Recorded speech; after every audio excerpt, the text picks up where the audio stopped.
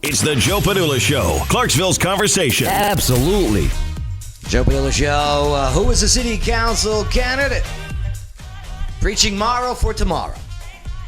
Well, Brad Morrow, he is now on the Joe Padula Show. Absolutely. Hey, make sure to click like, hit that share button, type in those comments. Yeah, let's do this. What's up, eh? No, no. Oh, look, Eric's leaning out of it. Oh, I'm sorry. He's leaning out of the shot. Oh, yeah. There we go. We got him back in. I thought my part was done here. No, Never. don't worry. But yes, next, Brad Morrow. Morrow 4, the number 4, tomorrow.com for more information. But November 3rd is election day. Federal, of course, everyone's tracking. State elections we got going on. But maybe the most important election, or at least the most immediate effective election for you, is local elections. And I think they get overlooked way too much. People don't even know who their candidate. People don't even know what wards or what districts they live in.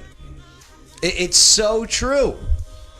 So let's help fix that problem by bringing in the candidates running to represent you, the people of our city. Ladies and gentlemen, Brad Morrow joining us. What's up, Brad? Hey, thanks, Joe. Appreciate that. Thanks a lot. You got Anna? Anna's here with you, all right? Anna, my better half. What's up, Anna? How are you? All right? No collusion. Good, good. Good, good. Having us. We're going to be talking relationship stuff in a little bit because I got to take notes. I got to learn. I got to pop out a kid soon. All right. Yeah. If you pop one out, Joe, then I give up everything. Going to be a millionaire. Yeah, if you pop one out, that's it. It's got to hurt. It's got to hurt. How you doing? All right, Deborah? Absolutely.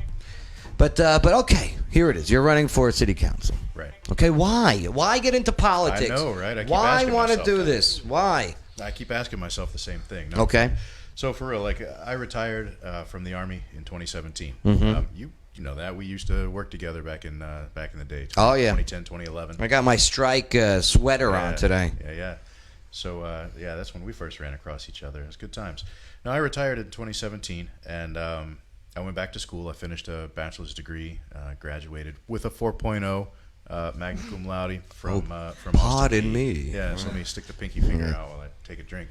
But that was Austin P GPA, not cumulative, because I had a rough patch early at the University of Kentucky when I was 17. So we won't go into What happened?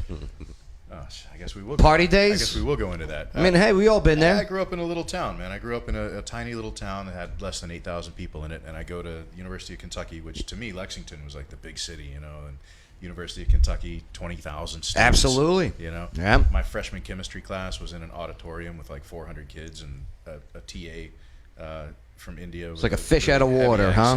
Oh, man, I didn't know what I was doing. So I joined a fraternity, and my scholarship went down the same drain with the drink and the Toga. Right. Pretty much. So that was it. And I actually moved to Chicago for a year. Lived up kind of on the border of Chicago and Evanston for a little while. Did that thing for a while, and then came back to my little town and wasn't going anywhere. I was about to turn 19, and the recruiter got me. So What did he say? What I went to them. Yeah. I went to them. It was that kind of situation. Yeah. So. But hey, you got the guidance and leadership that you were looking for. Yeah. I mean, what better place in the military? I was one of those kids that really, really needed it. I didn't have that internal drive or motivation at the time. I didn't have my head on straight, and I wasn't going anywhere. So I was one of those kids. I needed it, and I got it. I didn't intend to stick around for a career. Came in mid '99, and 9/11 happened. I was in Germany, and nobody was getting out at that point. I mean, everybody I knew, everybody I worked with was like, "Oh, hell no, I'm signing back up. I'm going over there. I'm doing something." Right. So that's what we did. They ended up, I got medically retired at 18 and a half years. So that was rough. But Then when you get out of the service, what's the plan? Because I'm done. I got medically retired at 18 and a half. But I mean, you just can't sit there. You got to do something, right? Right. So everybody assumes that you retire and you're sitting on a pile of money and you just go home to the couch and do whatever. But I wasn't even 40 years old yet. I was 37, I guess, at the time, 38, and it's like, what am I going to do now? I got to have a mission in life. I got to have a job to do. I got to have something important to do. Well, So I'm already doing the single dad thing. I've had primary custody of all 3 of my daughters for about the last 5-6 years. Did you make them yourself? I did. Okay. I did. I made all 3 of them with the same person. Okay. Okay. Same procedures, right? Same procedures. And, wash, rinse, repeat. It works out. But yeah, and they're deployment spaced. They're 12, 14, and 16. So they're perfectly Very good. deployment spaced. So yeah, but daughters only. So that's how that is. You got to make a boy. We'll talk to Anna about that in a minute. We may work on that. Right. We'll see where that Here? Here on the show? Don't get your hopes up. Stop it. You guys are gonna I do see the- you looking around for extra. I got to fix the camera angles if they were going to do that. Yeah. So Imagine that live feed. did the retirement thing, but you're right. I had to look for something to do. So my first thought was, I don't know what the hell to do. So let's go back to school, and that's a good placekeeper. Right? So I go back to school. I finish up a degree, public management At Austin Austin Peay State University. Yeah. So Go Govs. I did public management. So urban planning, policy effect, policy creation, and how policies affect your local community, state level. Is that where you got like your first taste of like what politics is for local? Kind of, yeah. Well, it's the first time I've really dug into, I guess, the academic side of how politics, how the sausage gets made. I've had personal dealings with politics. We all have, whether it's a raise to your wheel tax, property tax, something like that, and you're like, man, why did this happen? You find out about it in the newspaper, but Right. people, it seems like most people have this idea that even their local politicians are somehow a removed, separate class of people, and they won't interact with them. Like, which regular citizen in Clarksville just picks up the phone or types out an email real quick to communicate with a county commissioner or a city councilman or something like that? They just don't. There's just a very small amount of interaction between the public and those elected officials, except during campaign season, unfortunately. Right. So it's like most people feel like they don't have a voice, like they're not connected. The only thing they can do is vote, and then after that, it's on that elected official. That's not really how it works at the local level, not if you choose to make it work differently. So I chose to be different about it. I chose, I was in school, I saw, Mark Green got elected to Congress, so his state Senate seat was up. They needed to appoint an interim person for the state Senate seat. And I just, on a whim, I was like, you know what?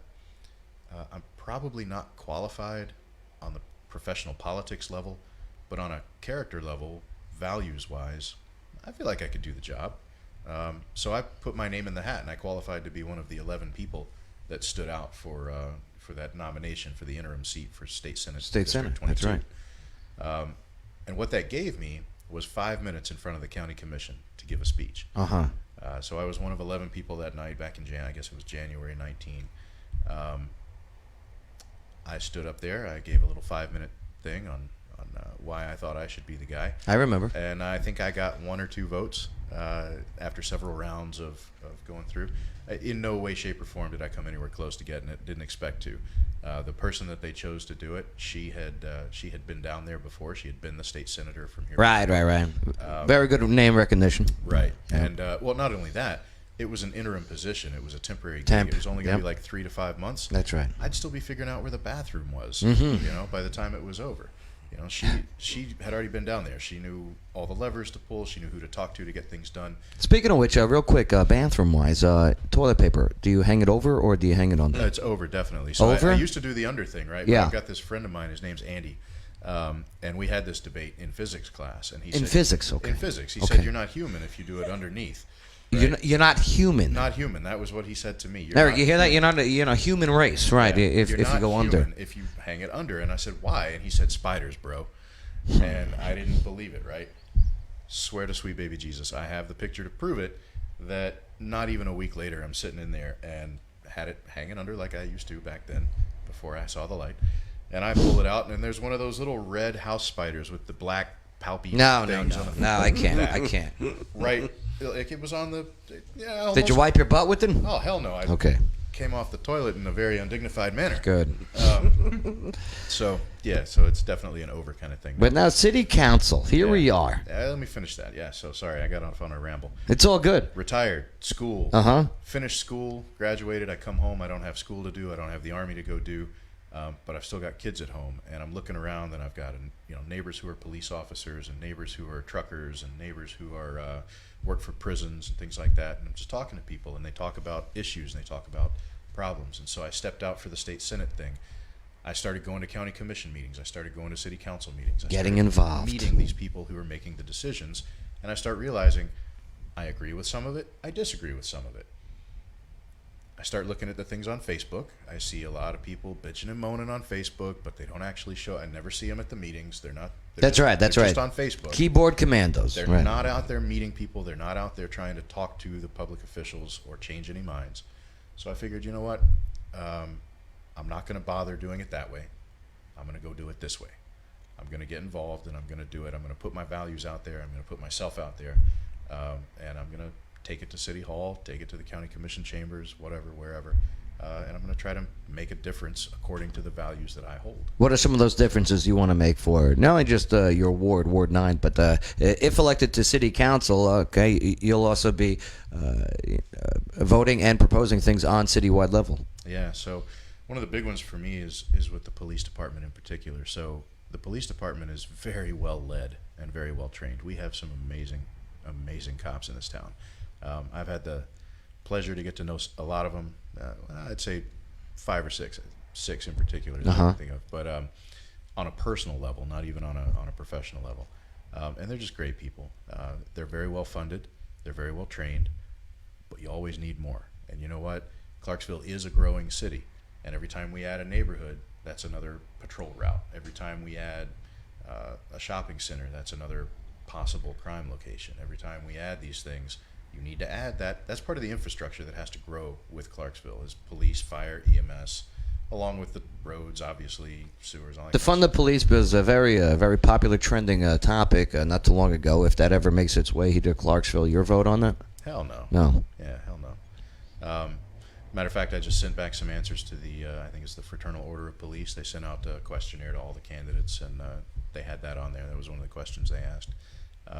So that's a definite, no, get out of here with that nonsense. What else with Clarksville? It's anything Ward 9 wise. Okay, so Ward 9, and we had this at the Chamber of Commerce forum the other day. So Ward 9 really, as I knock on doors and talk to people, the number one things they talk about are speeding in the neighborhoods, too much traffic with all the new developments, and the roads aren't being widened properly, in time to absorb the traffic. So speeding, traffic, and then there's a certain area in Ward 9 over in the West Creek area where there's some drainage problems. Pretty seriously, people's yards are flooding, stuff like that. So I had drainage problems the other night. That's my yard. Yeah. is that you? 30-foot sinkhole in my yard. Is it coming across the street and pretty much staying right there every time it rains? And nothing grows. In the summertime, it floods, and then come the mosquitoes, then the frogs, then the snakes. It's like the 10 plagues of Egypt back there. Minus the flaming snowballs. And I've gotten no assistance from the city. I've called them on multiple occasions. They said they would come down. They lied. They don't come down. Nathan Homes built our house in our neighborhood, but they didn't want to call it a sinkhole. I've got like 20 emails. Yeah, so sinkhole, they have it. Whether they want to call something a sinkhole or not, they have to follow the definition that the policy definitions that are laid out for them. A sinkhole has to be over what they call a karst rock formation. So basically, if the limestone drops down into a cavern, then it's a sinkhole.